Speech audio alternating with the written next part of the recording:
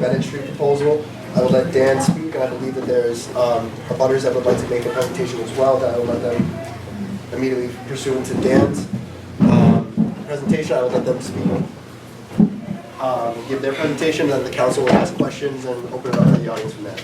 All right, so open it up to Dan. Mr. President, thank you. Members of the board, thank you for having me tonight. My name is Daniel Toscano. I'm an attorney here in Boston from Drago and Toscano's Attorney at Law, located at 15 Broad Street in Boston, 02109. I'm here representing the petitioner, is George Corus. I think many of the abutters met him over the last couple of weeks. The abutters meeting, and to my immediate right is Isaac Smith, who's the architect of 14 Bennet Street. You may have heard over the last year or so, the Friars, through a broker, have been soliciting some bids for the 14 Bennet Street, which is former location of the Friary where the Friars live, the rectory.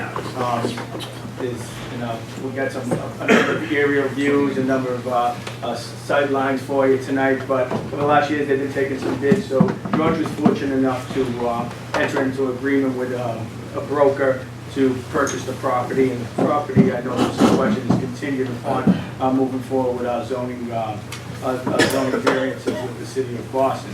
What we like to do is change the occupancy or the use of this property from the rectory, which is currently living space, was currently living space for the Friars that then lived there, to 8 residential units. Actually, condos, so we're going to promote home ownership for this site.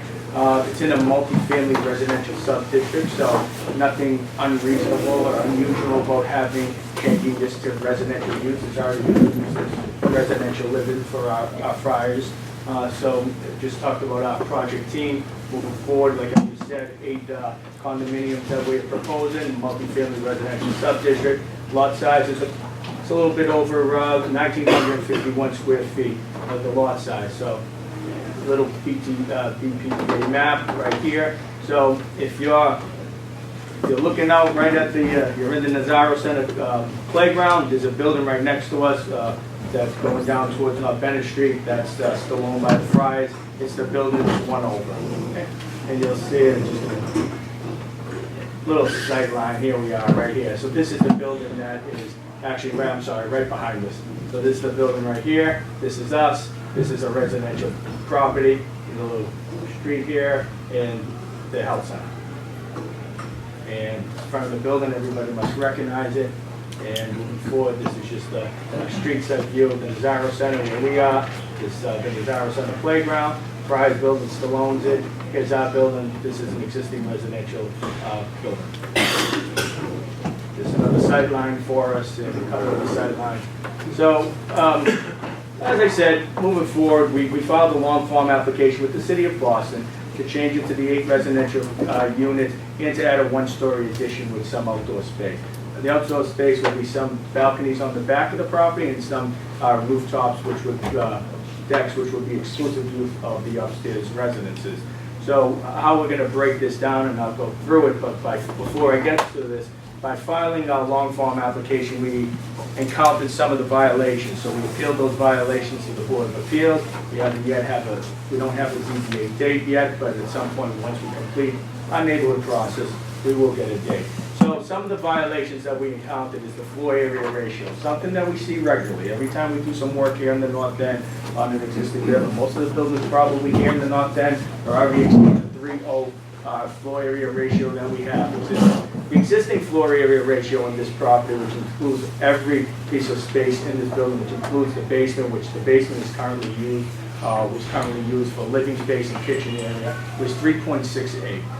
With the 1-story addition, we put 1,000 square feet on top. We're going to go to 3.9. So not much change in the FAR. Another violation that we encountered is a roof structure. As everybody knows, and I've been before this committee a number of times, we changed the structure of the roof. You get a roof structure violation pursuant to 5418. So we're adding a 1-story addition. Currently on there is just a simple head house that is just a stairway that leads up to the roof. We're taking down the head house, putting out 1-story addition. We're changing the structure of the roof. We encountered a violation of 5418. Another violation is parking. parking violation in the North End in the multifamily residential subdistrict, you have to have one parking spot per residential unit. So, it's a change, making 8 residential units, so we need 8 residential parking spots.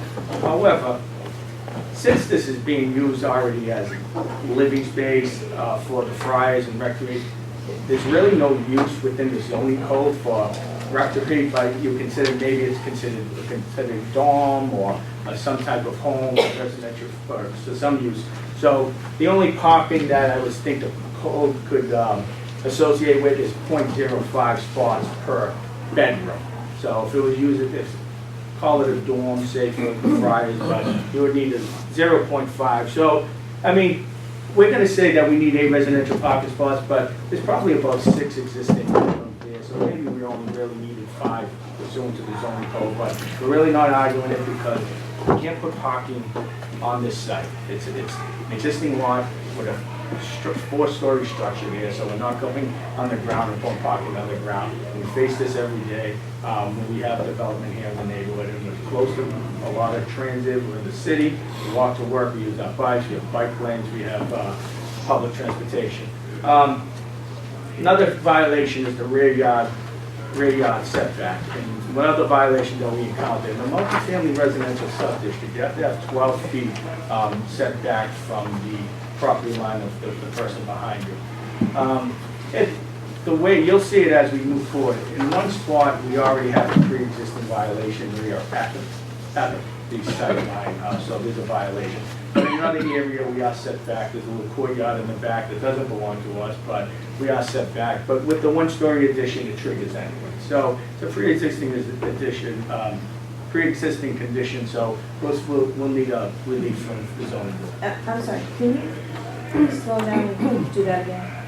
For the rear yard? Yeah. So in regards to the rear yard setback, so we have to, so this might be a better, so we have to be 12 feet from our, well, let me get a better, so let me see if I can, I mean, we have to be 12 feet from our property line. Here's our property line, but our property is already back there. So we're in violation already. So if this was a new building and we were building it from ground up, we would, according to the zoning code, we would probably have to end the building here to not be in violation. But we're already in violation here. Here, I mean, here's our building, our property, and this is the courtyard here. We don't own the courtyard here. So, and then once you put the one, we do? Oh, I apologize. But there is a line there showing So, setback. all right, so, all right, that's, I apologize. So in this area here, we're not in violation, but technically we are over here, okay? So that's the rear yard. So if this was a new building, we would have to set it back 12 feet from the property line, which would be here, okay? So what is it now? 0 here, it's currently 0. So you can't use that as like a lot for cars? Say again? You can't use that as a lot for cars? There's a building. No, there's I no. would- Oh, that's the, oh, I do want to the keep rear questions yard. limited. Oh, I do there's want to nothing keep there. questions limited Oh, right now. okay. They're already There's going to be a in question period after the So, full presentation, so So you're already in violation, you want to re-violate the violation? I don't know if we triggered the violation by filing the long form application, trying to be or if you're re-violating it. And most buildings here in the North End are probably in violation of your FAR, your rear yard setback, but, all Back right, to 1800. okay. All right, moving forward, so, I'll start here on floor number 1. This will be, so we have 4 duplex units and 4 1-bedroom units. The duplex units are 2 bedrooms, 2 baths, some have 2.5 baths. The first floor, as you can see, here's the main stairwell. You have a unit A, 1A on the left, unit 1B on the right. These units go down into the basement. They're 2 bedrooms, 2 baths, approximately 12 to 1,300 square feet. So nice size residential units. As we go up to second floor and third floor, these are 1-bedroom units. They're units 2A and 2B, approximately say 600 to 700 square feet, roughly. And then we have rear decks in the back to meet our open space requirement. In the multifamily residential subdistrict, you have to have 100 square feet of open space per residential unit, so we need approximately 800 square feet of open space, because we encounter another violation. Moving forward to our third floor, it's just the same layout as number 2. one bedroom residential unit, one bedroom, one bath, with our rear decks back here. And fourth floor. Fourth floor has unit 4A and 4B. They're 2-bedroom, 2-bath. One is a 2-bedroom, 2.5 bath. These are duplex unit, and these you'll have interior stairwells that go up to what we want is a new 1-story addition. And here's our 1-story addition. This will be really just it's a kitchen space and living room here. And up here, we set it back. Here's our front property line. We set back almost 6 feet back, so and you'll see some line, and we did it for a number of reasons. One, to set it back for privacy reasons and lines of sight, so we don't get right up on the street line. And two, we don't want to take away from the existing structure, the facade that's there now. So that's why we set it back 6 feet. And going up is our roof decks. These roof decks are exclusive to units 4A and 4B. And these roof decks are set back an additional 6 feet from the street line. So by the time you get to this roof deck, you're back about 12 feet from the street line. And looking at the building here, the height of the building is 55 feet. The building will be fully sprinkled up to code, so 55 feet with no head house, because we don't need a head house because we have interior stairwells that go to the private exclusive roof decks. So just a building section here that you see. Yeah, that's not just a second. So 55 feet up to the top of the building with the roof deck, but to that structure, correct? So, right, so to the roof deck, correct. Now, the railings of the roof deck go high above and on, No, you don't roof deck's include that into the height. So the top of the building, exclude the roof deck, top of that floor is 55 feet. Include, The top of the roof deck structure is 55 feet. Yes. The that's top what of the main building roof is about a foot or so below that. Okay. Just round. so really just a few lines of sight photos that we put together. We also did a shadow study that Isaac will go over that was recommended by some of the abutters. So here's the building that abuts the Nazaro Center property. So here's our existing building, and see how we're set back. We've got little front balconies. They're about 70 square feet of some front balconies. And the reason why they're there, once I said, just to set it back, not to interfere with any, try to not interfere with any privacy, lines of sight, not take away from the existing facade, and really gain access to the stairwell, as you'll see in some of the photos, stairwells that lead to the private roof deck. So moving forward here, this is 12 North Bennet, I believe, right here, and this is be our building here at 14, and that's the existing structure right here, which is probably about 65 to 70 square feet, but that gives you an indication of where we'll be right next to our abutting building. Once again, another line of sight, as you can see, Isaac was able to kind of implement the back of the city of Boston forward. Here's our shadow study. I'll leave it up to Isaac to kind of go over the shadow study, but I think, Sashi, use your common sense in terms of the shadow study as well. I think we've been here long enough, you know where the sun rises and sun sets, so I'll leave it to Isaac. Anything? Yeah, sure. Okay, so I just wanted to walk you through, this is kind of our basic working shadow study. For those of you who are not familiar with it, typically the way we start to perform shadow studies is we look at 3 key times of year and 3 key times of day. So we look at the winter solstice, we look at the summer solstice, and then we look at one of the equinox positions because they're roughly equal light. We look at times of day being 9 a.m., 12 noon, and 4 p.m.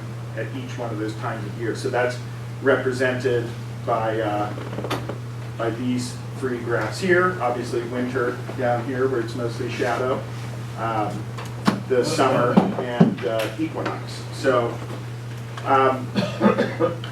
what we've learned in studying this is that, just to summarize, and please feel free to ask me more questions about it, I'm happy to do that, but just to summarize, the winter times of year, when we're dealing with buildings, particularly in neighborhoods where things increase over about 3 floors in height, the sun angle is low enough that predominantly the streets of most any urban environment are going to be shaded for the vast majority of the day.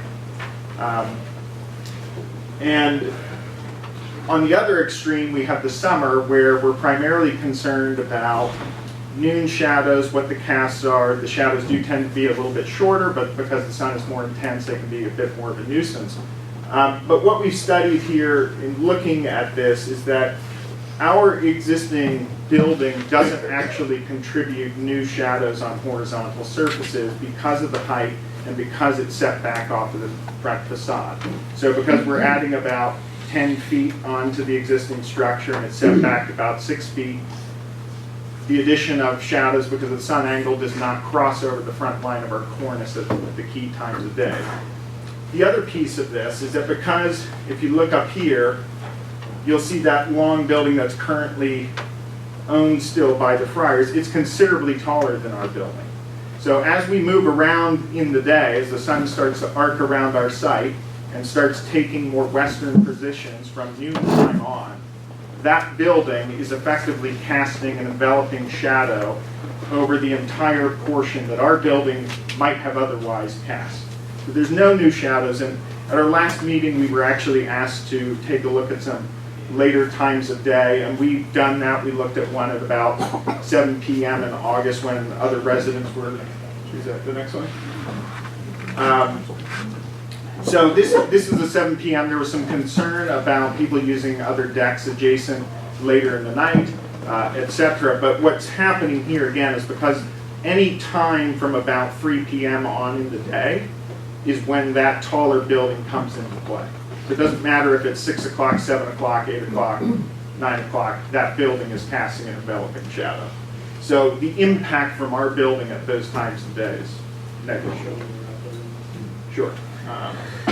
You can see, here's our building right there. I'll see if I can hold it still for you, but it's right there. And then this taller building is the long one right there. Yeah, sure. Go forward. Okay, so our building here is completely within shadow right there. This is the long building. You can see it's tall enough. It still has some sunlight because there's not much taller beyond. And this is the building across the street. But pretty much anything that's going to be close forward to that building is going to be in shade just because of the height. And again, from about 3 p.m. on, that's when we start to see that thing really taking over. So I think that's it. Yeah, in terms of the presentation, as I think everybody had a little bit of idea of what we're doing, I'm happy to go back to any slides, answer any questions they may have. Okay. I'm going to leave it up to the Does president. anyone have any formal questions for council? Because what I wanted to do was let the butters or someone give a presentation on behalf of the butters if anyone is giving it. So for 5 minutes, Jody? Yeah, I just want to make sure I understand what variances you're looking for. You're not looking for a height variance? No. Just so it's FAR, roof structure, and FAR, roof structure, parking, rear yard. We originally were cited for height, however, because at one point our roof deck was above the 55, but we just submitted the additional plan, so. The rear yard is, correct me if I'm wrong, but it isn't existing. It's existing, right, and so it's FAR.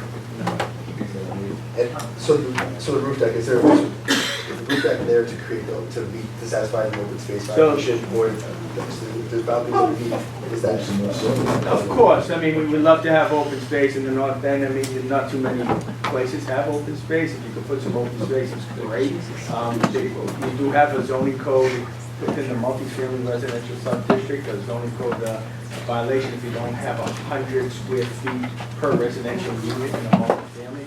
You go to like neighborhood shopping districts like Salem Street or Cross Street, it's like 50 square feet per residential unit, but in here we need 100, so we try to meet that open space requirement.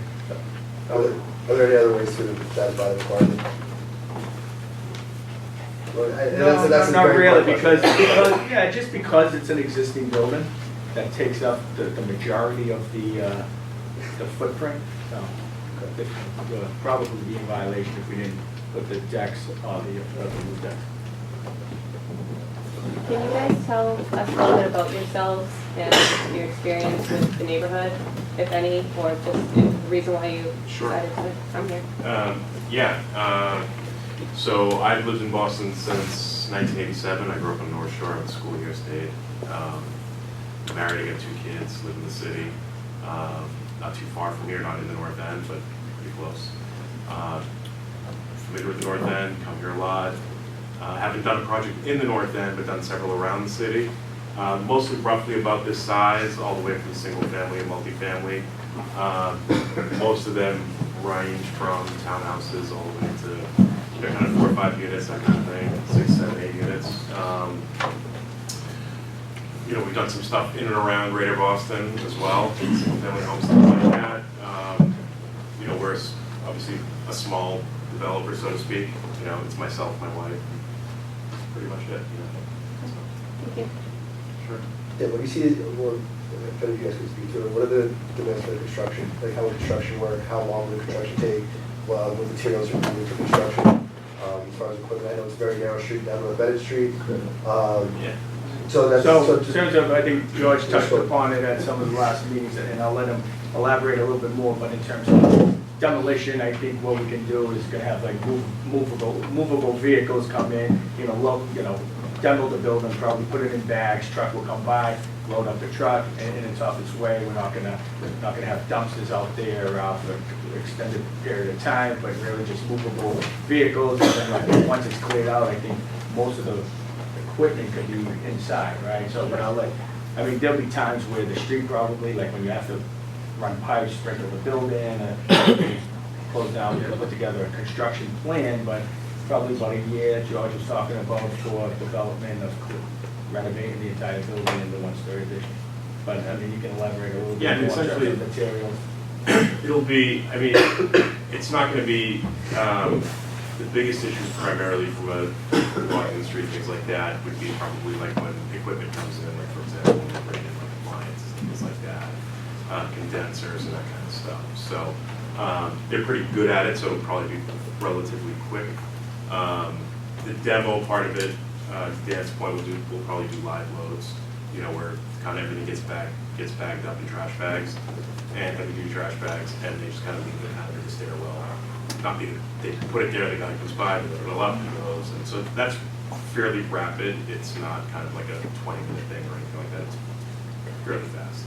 Can I add one thing? Sure. Also, I think it's important to remember also that it is an existing building and it's in relatively good shape. So this particular project, we don't have nearly the kind of superstructure load that you might see in many construction projects. We're not having to bring in massive quantities of steel or concrete. Most of the building's staying intact, and a lot of it's cosmetic finishes, which, smaller, lighter, just to help. It's a solid building. There's not going to be like, it's not like you're going to rip it into a shell and then redo it. It's, a lot of the bones of it are going to stay. So it should be we say 12 months. It'll hopefully be less time than that, but we say 12 because it is a tight street, and there is some logistical issues, so we want to be careful and stuff like that. So we always have a little bit more time. So just to that point, obviously, North Street, the 7-Eleven, like those type of buildings that have had these structural issues, have you looked into the building itself to make sure that? We haven't done, only because we're not far enough along the process. We've looked at it, based on our experience, we get a pretty good sense of the building's in good shape, and it's not going to require any tremendous structural work or anything like that. As we move further in the process, though, we will, do more extensive tests and things like Get a that. civil engineer to come in and. Yeah. do all I didn't structural- remember, like it's Right. obviously a hot topic right now, and everybody. Right, and to do that in the after zoning. Yeah, we have a structural engineer and a geotech on standby right now to go through those issues. How high are those, that roof deck gonna be? In other words, your building is here, and Columbus Port is over there. How high are your roof decks to the tip of their building? Their building, I believe. In other words, if I have an apartment here, okay, I'm on the top floor, I want to know how high you are that you can see in my room. So we don't have surveys of their building, but from the approximate models that we have from the VPDA, that top finished floor elevation is somewhere around 60-ish feet. Our top of roof deck would be at 55 feet, and our highest finished floor is probably another 11 feet or so, 10, 11 feet below that. So our uppermost You're not living gonna floor. see in my unit, right? What's that? You're not gonna see in my unit. It's hard. I mean, I think you also have to keep in mind that there's about a 48-inch tall existing building cornice that's kind of screening those windows on the top floor of our building. So that's already cutting down quite a bit of the visual path. But, you know, it is the city and there's windows, so it I can mean, be there's seen existing- somewhere, I'm sure. Yeah, you gotta buy Well, I blackout mean, curtains now. There's existing You windows have to have that, blackout curtains. I mean, there are existing windows here on the Friary. I mean, I'm sure they can look across the street, just like when this was a school, St. Anthony's was a school.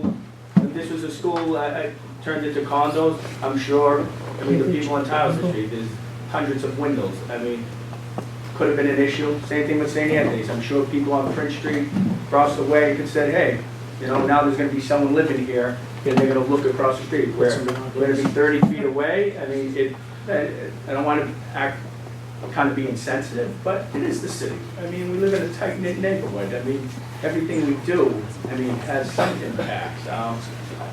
Isn't that an issue now with the second and third floors that are already? Absolutely. I mean, I mean, Friars used it. They lived there. I mean, they have windows. And they're gonna be sold as individual They're condominiums. condominiums. Are there gonna be any restrictions to loud parties and noise and? Well, I assume that the condo association will have to put together the condo docs. You know, I mean, I know one of the hot things is put in there no short-term rentals.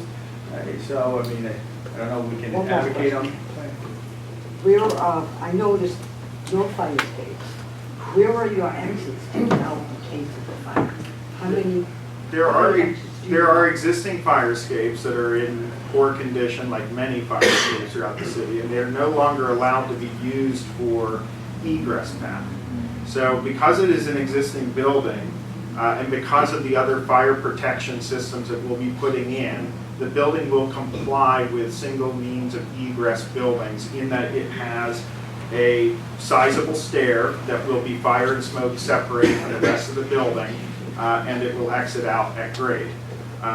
The windows as well will be emergency rescue-sized openings so that a fire truck with a ladder, etc., can come and evacuate people if necessary. But that's really kind of the preferred way to go rather than fire escapes, because when they're not maintained, they're incredibly dangerous. So there's one egress. That's correct. There's one egress and there's no accessibility from the back of the building for a fire truck to get there, This is a new building. Correct. period. Amen. There's one way and we had a person die in the North End 2 years ago because he couldn't get out. Now, even that center stairway stops at that upper 2 floors, and so people cannot get through there to get onto the roof to even get up on down properly. There is a stair that connects to the roof. But only from the front, only from the front From the deck front.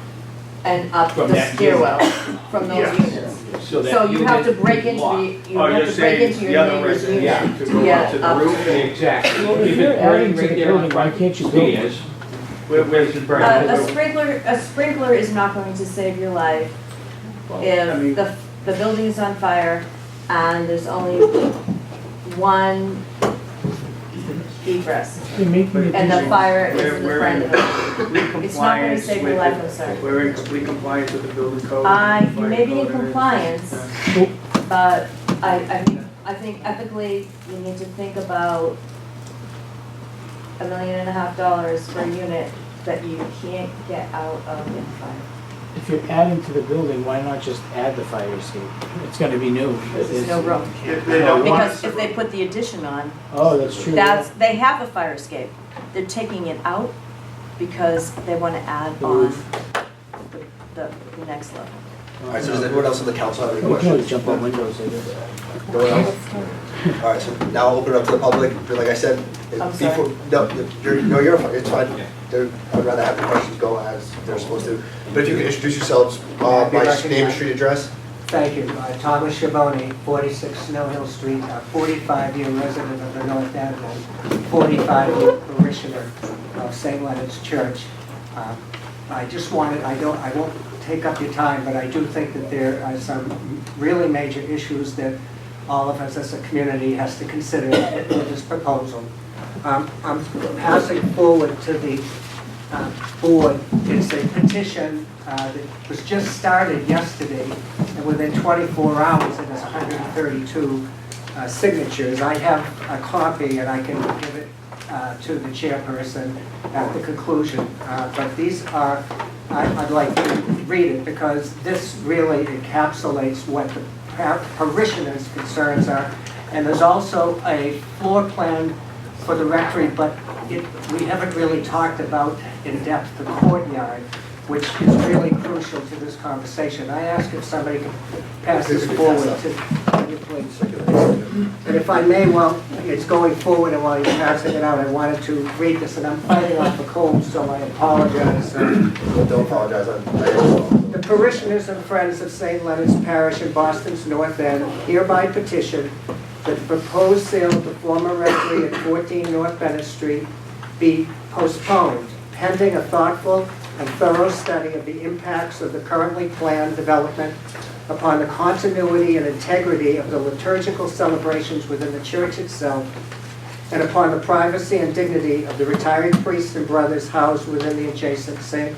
Christopher Friary. Significant alterations is now anticipated, including protruding balconies and ground level access of condominium owners to a courtyard below the sacristy windows of the church. And I want to be clear, the sacristy is where the liturgical, before the Mass is held, where the celebrants are vested. Sometimes the communion during certain occasions are within there, the incense, the sacred vessels, and the oils. So this is not just a side room. This is not a broom closet. This is where the celebrants, the priests, but also others who are there for liturgical celebrations present. So, and process in. So the sacristy windows, there's two of them that open up onto the courtyard, directly out of the sacristy looking down. And so we will create significant visual and noise intrusions into the tranquility of an existing sacred space, and are an intrusion to the dignity of elderly religious who have devoted their lives to generations of neighborhood residents and worshipers from around the world. We, the undersigned, and already there's 132, and that's just 24 hours, and I can assure you that there will be many more.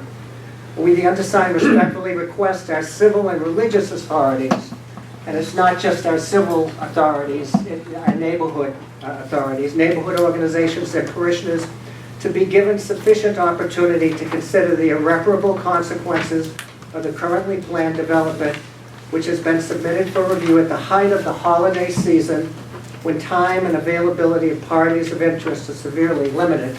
Now, I've given to the committee members, and not to the others in the audience, if you look, the yellowed in area is the actual rectory itself, and the orange area is the so-called courtyard, which the Archdiocese of Boston has an easement to. They do not own it. It is true, and accurate as the gentlemen have said, that they own it.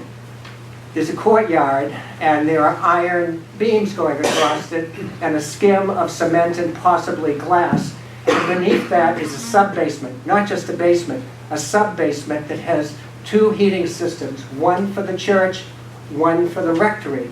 These buildings are over a century old, and they were created at a time when there was a communal fraternity of the Franciscans.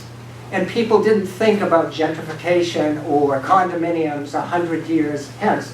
And so underneath those structures is a warren and a maze of corridors, hallways, side rooms. And I'm not exaggerating that this has existential consequences for the parish, because just this past Wednesday night, there was a liturgical celebration in the evening, and there was no heat in the church. Why was there no heat in the church? Because the rectory, which has the water as part of the mechanicals, is a linking of utilities and, in this case, water, was shut off, not as a reprisal, but to try to save money on heating. Inadvertently, it shut off the water that flows to the boiler that heats the church, and people were in their winter coats on Wednesday night. Now that has been remedied, but I give you that as an example of just what at stake. We have a sacred space. We have the sacristy windows, which are often open, and I have checked with parishioners, and it looks directly out into what will be balconies. And there will be a courtyard where people can have barbecues. And there will be open windows, there will be on the balconies sounds and sights during, and one can imagine when the celebrants of a liturgical, even if you're not Roman Catholic, even if you are not a member of St. Leonard Parish, what this church has meant to this community and our neighborhood in terms of giving it the kind of longevity of a place that was once sustainable that we really care about. So it's not whether you go to a spaghetti dinner or whether you attend one mass.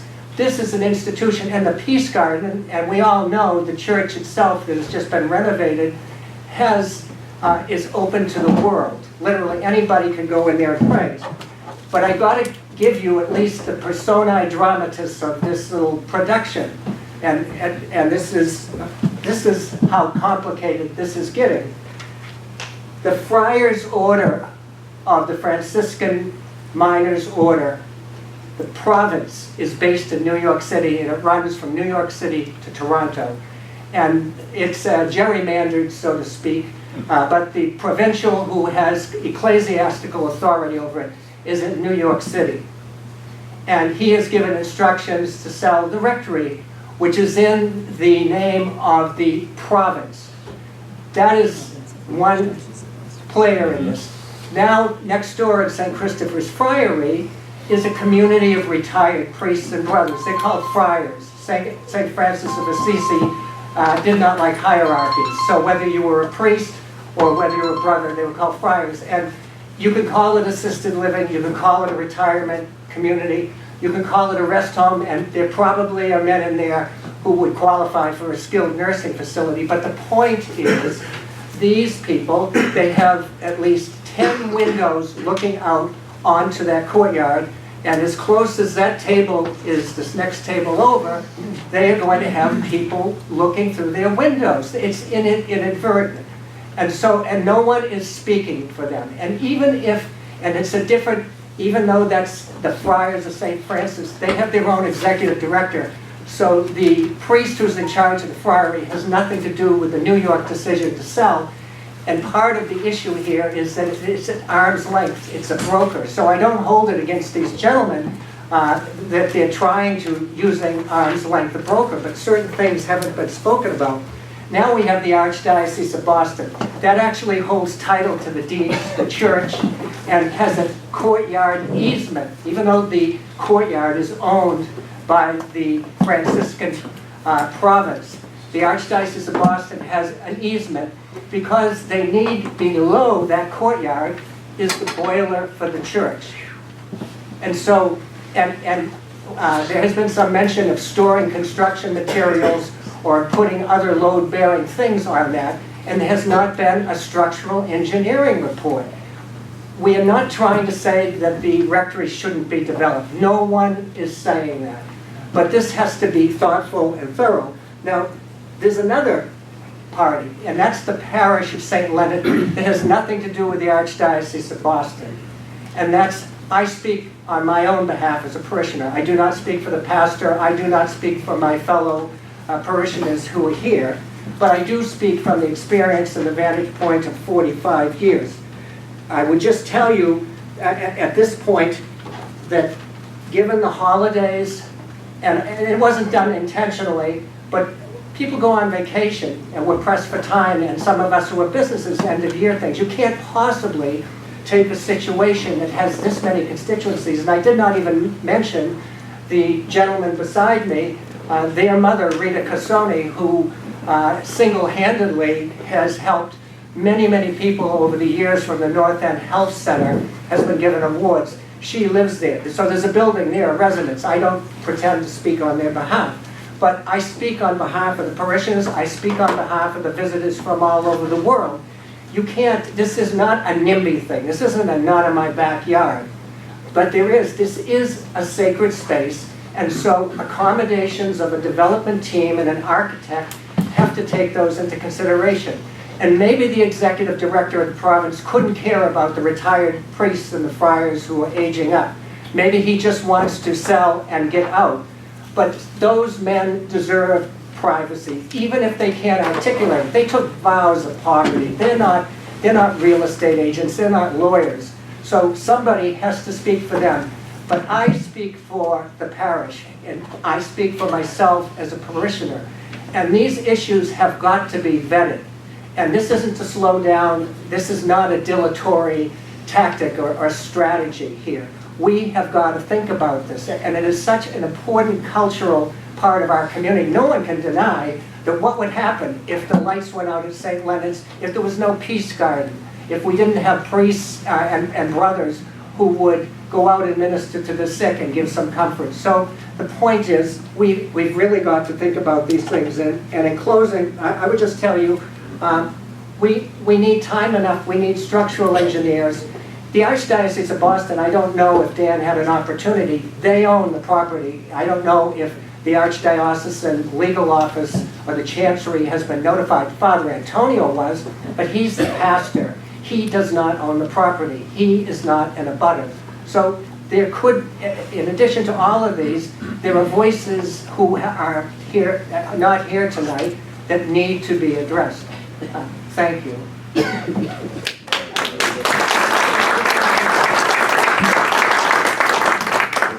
What I'm kind of concerned about is we never even found out who this broker is. And I live in the neighborhood. I own property in the neighborhood. I get letters all the time from brokers asking, do you want to sell your property? Do you want to buy property? Do you want to? Never heard anything. I mean, it's almost like this person is somewhere up in the clouds. We were never notified. We never got any notification whatsoever that, I mean, you heard rumors that the building might be for sale, but no, who's the broker? Mysterious. Well, Could you say I guess the broker is a big national brokerage for Jones Lang LaSalle, which is, But didn't give us an opportunity. No, I know. All I'm saying didn't give is- any of us an opportunity. What if we wanted to buy right, the no, building? I hear you, but I think the fact that that broker is involved suggests that the Sounds people who own it in sounds New a little York shady or might have shifty some to me. plans to sell the other property. It's too small a deal for a firm of that magnitude to be involved in. So they're gonna sell the fire, I'm sorry. they're gonna Sir, sell can the you fryer introduce as well. Can you introduce yourself? Yeah, no, my name is Mark Williams. I live across the street. Across the And, street. JLL has a big office and post office, but they have an office in every city in the country. They're a big commercial firm. So do they have an option, Mark, to buy the friary? I don't know. When the priests are done? I So don't they know, will but take I just over. think to the prior speaker's point, there are guys in New York who are looking to maximize the proceeds from these properties, Right. and they've hired a large firm of national scope Right. to market it. Right. And it's a little different than the local brokerage firm down the street. So. I would love to give Dan and you guys all a chance to rebut or speak towards any of the concerns that were just mentioned. So before we open it back up. Yeah, to public- certainly understand Tom's concerns and understand the concerns of all the abutters. I mean, I've heard it a couple of times in terms of the process moving forward. I think, I've been before the council many times, I've done many projects in the neighborhood. There's a process, and I follow the process. I work with the mayor's office, I work with the council's office, I work with the abutters. We send out notices. Even after me personally, even after I come before the council and the residents association, I always continue to work with our abutters, and I think that's very important. I think you'll see that in our next proposal as our commitment to the butters never ends. We would continue, you know, and it's good practice, you know, especially for George, who may want to do another project here in the neighborhood and continue. Yeah, I can tell you this, the zoning board of appeals, I was there not too long ago, the next dates are February 25th. By the time we complete our process, they're probably in March in terms of ZBA hearings. Don't want to really delay this process, but we will have our commitment to continue to work with the neighborhood and work with the abutters. If things have changed, we can always come back, but we're just going to follow the process and move forward. In terms of the courtyard, I don't think the courtyard, in terms of the plans, courtyard is not designated, it is open space, but it's not designated associated with one apartment or one condo that someone's going to be able to go out there. Does that prevent somebody from going out there? You know, and probably no. I mean, we got to use our common sense. In terms of the balconies, they're about 40 to 50 square feet. They're put there to address the open space. And it's always nice you put new condominiums have a little open space so that they're not huge decks. The tables on 40 to 50 square feet. I think if we had a situation where we had, I mean, maybe about a year ago in the summer where people were hanging out on the fire escapes, the news media came, the mayor's office moved quickly, the council's office moved quickly. There was people hanging out on over the Peace Garden, throwing trash, and that was eliminated very quickly. I mean, but that was a rental building. These are going to be home ownership condos. In terms of the heating system, Tom went down into the basement. He's very familiar with it. I know George and Isaac, I'm not going down there, but yes, I'll take his word that it's all connected. George and Isaac said, but that is always going to be, it's going to be separated. That's going to, for the building, going to have their own systems. In terms of structural engineers, it's a little too early for structural engineers at this point. We're just going through the zoning process. I've been coming before the council and the resident association, but we've never required structural engineering reports to come in here. We just had not too long ago, a building at the corner of Prince Street and Salem Street to knock down a 4-story building, a single-story building, to go up 6 stories, 9 residential units. There was no structural engineers, and I'm not trying to compare projects, that's not good business, but I just want to say that's a building that's coming down. So there's never been a requirement for structural engineers, but at some point we will have to do it, so it's structurally sound. No one wants to see, I think John mentioned, no one wants to see something that happens on Knox Street, the building comes down. That was a little different at that point. The building was completely gutted out. I mean, who knows? I'm not a construction guy. Who knows what really happened? But at some point, we will have to. We already have a team, but at this stage, we don't need those engineering reports. And I think probably financially moving forward to get a structural engineer team, if we get denied the zoning board, it's really just. Anyone else at the council have any questions? Any other butters want to speak? But our commitment to the butters, we will continue to work for everybody. And we already reached out, and I'm sorry, I know and we've already reached out. Ellen was kind enough to send over a list of names of people who want to get some photos done from their units to get some lines of sight. We reached out to the property manager. Property manager was in touch with us. She sent us, I think she sent out an email to those, there was 5 or 6 residents that wanted to do this line of sight. So at some point, Isaac's is going to, his children go to the Elliott, so at any moment, we can get over there in the morning, take some photos, we can continue doing our line of sights. But they're really the only ones that I think are probably going to have an issue with, which is harder than us. It was here, and I think here, Rob, who's here, I'm not going to speak up, he has a concern with our outdoor balcony here, having a privacy looking at it, but that's it. So I'll open it up. No, just a few more questions. So aside from tonight's meeting, any other butters meeting? We have the resident association on Thursday. We will meet with the property owner, the property manager over at Columbus Condos to take some photos. We'll continue to work with the abutters. In terms of formal scheduled meetings, no. But as I mentioned to Ellen, and I mentioned to everybody here who lives at the condo, however, I'm always happy to meet with and continue to meet with folks and to address some issues. In terms of this project, and it's an existing building, it's existing living space. I don't know how much significant changes it could be made, but happy to meet with anyone and see if we can make some. But I don't think it's going to affect some of the zoning violations. Yeah. Which is what you.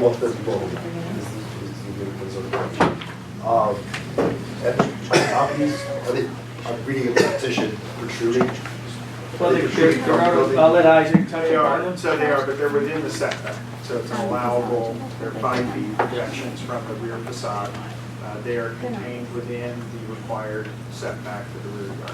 Okay. There's no violation. But you might just show floor Sure. like that, just so. Yeah, you want to look at a floor plan?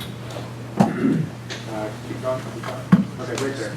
And then maybe the one prior. So this is kind of an example of a typical balcony on the right. It's 5 foot deep by 10 foot wide, so 50 square feet in total. That is one that's built on the existing portion of the first floor that sticks out beyond our building. If you go up to the next floor, so that's a little bit more typical configuration. And then if you go 2 back, Dan, you'll see right here, I'll just show you, that's the setback line, that's the rear property line. This was the property line that was introduced when the properties were reparceled, and that's why there's an existing non-conforming rear yard setback violation. So it's all within, nothing new has violated any of the setbacks. So the property line in the very back goes back, how far from the existing building now? So the Is existing that 5 building, feet that the balconies are hanging out? yes, 5 feet from the existing facades, yep. But if you go out there today, you'll see the existing building actually stretches all the way back to that line. This is part of the property that went with the church. This is part of the property that went with the building that was reparceled and subdivided there. That's why there's that 0 lot line configuration, because they split that piece in half. No, the existing line for the back is where? Show me where it is right there. Yes, yes. So before the reparceling happened, if you took that line and joined it, that would have been the original lot. What happened was they cut that piece out and gave it to the church. And otherwise it owns a good piece out the back, this building? This pink line represents what this project does. So I'll ask for one or two more butters comments, and then we're gonna wrap it up for a vote. So one more item on the agenda for tonight. So Dante, Oh, I'm Dr. Marabella, I live at 190 Salem Street. I agree with that, man. I actually, my house has tunnels underneath it that go to the graveyard and the church. I mean, if it's gonna impact anything like that, then the church itself, it's too bad it's not on the historical foundation. I just found out from this nice woman, because that would definitely, help. It's on the Registry of Historic Buildings. Oh, it is, it is. so Jim Kirsten, I'll let you. So just to clarify on that point, so the rectory, this building, has been determined eligible as part of the St. Leonard's complex for listing on the National Register of Historic Places. All that information is on the Mass Historic Commission website in MACRAS. And just following up on what Tom said and what Dante said, I think we really need to, as a community, take into account the impact on the historic resources. So it's part of the parish complex, which is a historic resource in the community, near the Nazaro Center, another historic resource in the community. But you really need to think about, you're doing something to the roof here. You have a roof violation. So part of taking into account zoning with a roof violation, as I understand it, is light and air for the neighboring properties. You need to take that into account. You also need to take into account the impacts of the roof, the balconies on the neighboring historic properties. Also, in terms of light here, like I said, I'm not trying to be kind of wise or cute here, but we pushed it back 6 feet from the property line, so we didn't interfere with the facade and so it kind of limits any impact. In terms of light and airflow, just my common sense tells me we're not going to have any impact, but I don't want to speak for anybody else. So light and air, your balconies are projecting out from the property, your roof is different, so that's going to impact the neighbors. I only have two more questions. Couldn't you, I was gonna say, Dante, could I give this to someone else? Oh, No, I love the enthusiasm. I just want to be sure we hear some other voices. Could you put a dumpster in the alleyway? Over here? Yeah. I don't think we want to put any dumpsters here, like they gonna- George said, we want to make it live load, so everything. Right, there's residents that live here, Oh, I thought that was the church on that. No, it's a residential building. Oh, okay. Okay.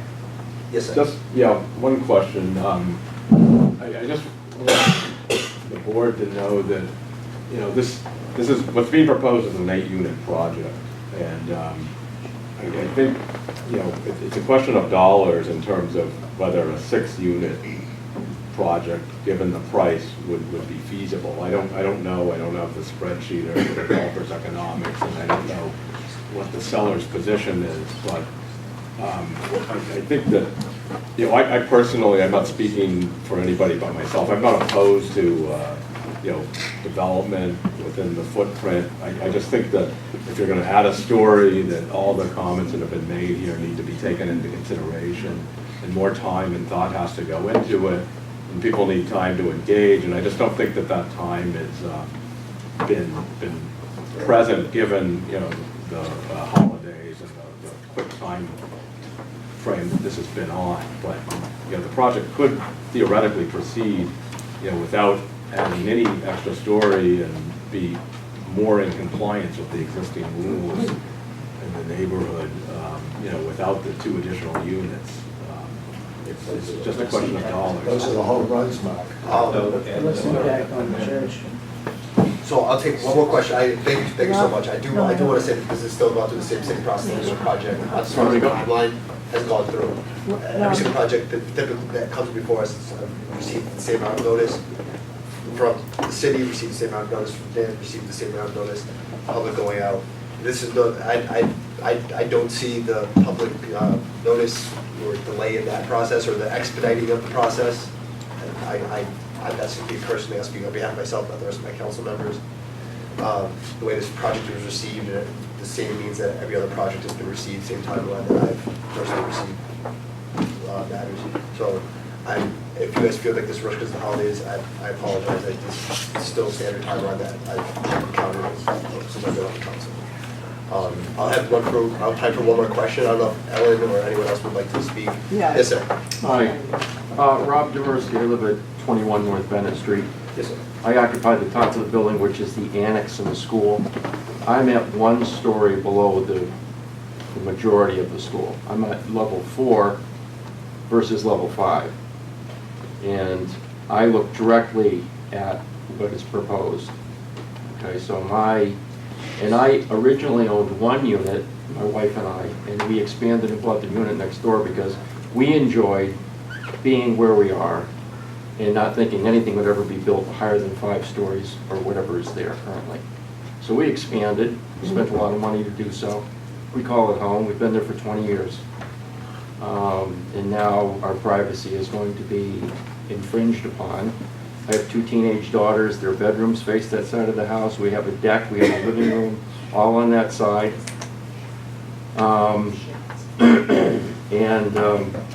But just putting that aside for a second, the project is going to be a walk-up, non-elevator, no parking condo building. Okay? I've been in real estate for 35 years, but you don't have to be a real estate person to know that with the glut of building that's gone on in Boston, that could very easily turn into a rental situation.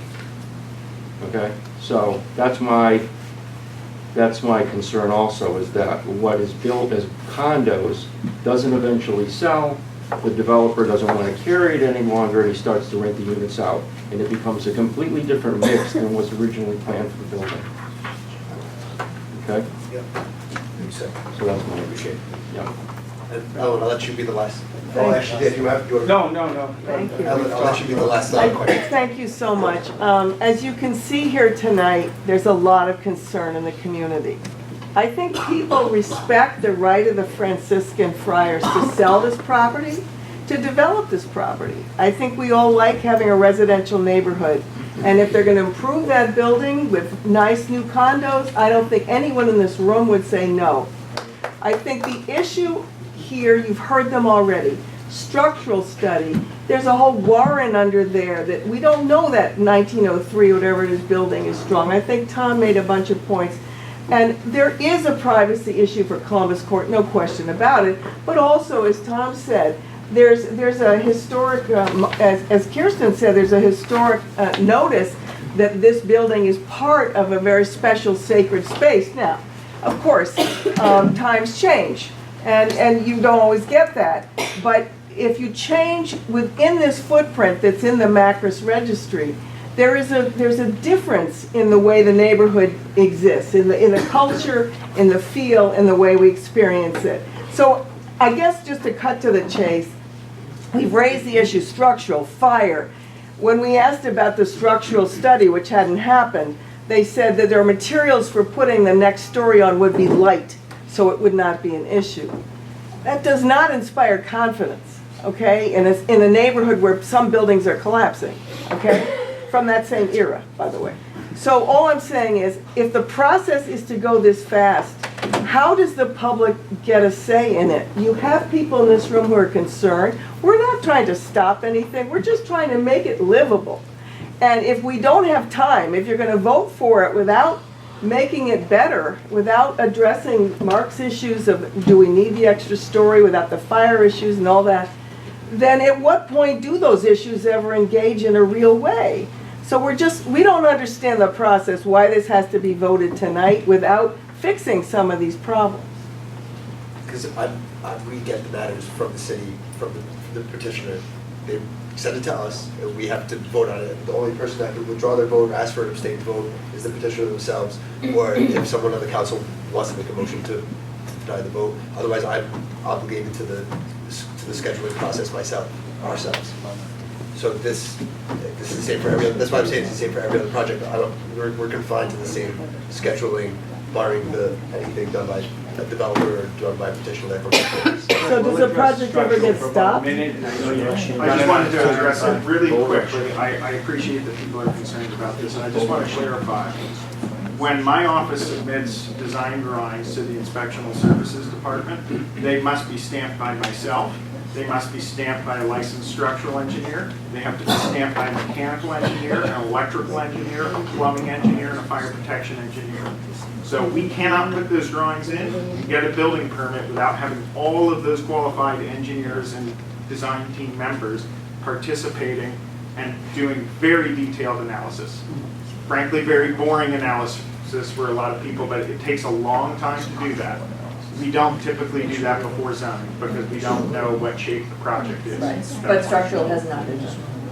Correct. Correct. But Okay. it will be. It will be. I would just ask the board to, I think what we're talking about is quality of life in the North End.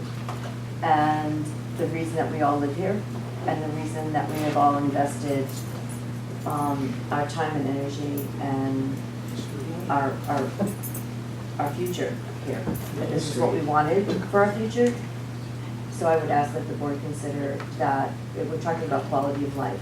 We're not talking about stopping anything. We understand that the building needs to be renovated and rehabbed, but we're looking at quality of life. And that's all we want, is a quality of life without invasion of privacy and respecting each other and living, in this community. It's about community because it's a very, very unique community and we're very blessed to have it. Well, I know I appreciate the comment. I think you have our work. Continue to work with the abutters in the neighborhood. I always do. Don't want to delay the process any further. We're meeting on Thursday, and we'll continue to work with the abutters. And I'm happy to come back at some point if the project is to change, based on some of the feedback, but I'd like to move forward. Thank you. So Thank you for your time. I appreciate it. Thank you very much. I would like Thank to say that have all the council members cast their vote, pass them into Tina. The vote will be read at the end of the meeting. We just have one more item on the agenda, which should be relatively quick, so we can get forward on that. But to all of you, I hope that regardless of the outcome, in this process, there's a lot of concerns. And I just sincerely hope that these butters we can work together to run through a common goal. 14 North Bennet Street was opposed 5-4. I will name the council members that opposed and supported. Jody Fowler opposed, Carmen Garino opposed, Michael Salvati opposed, Marie Simboli opposed, Tina Natali opposed, and in support, Patrick Bova, Ashley Leo, Damien DePaula, and John Fredman. All right. Thank you for your time. Appreciate it. Thank you very much, Dan. Thank you guys all for coming tonight, and see you all next year.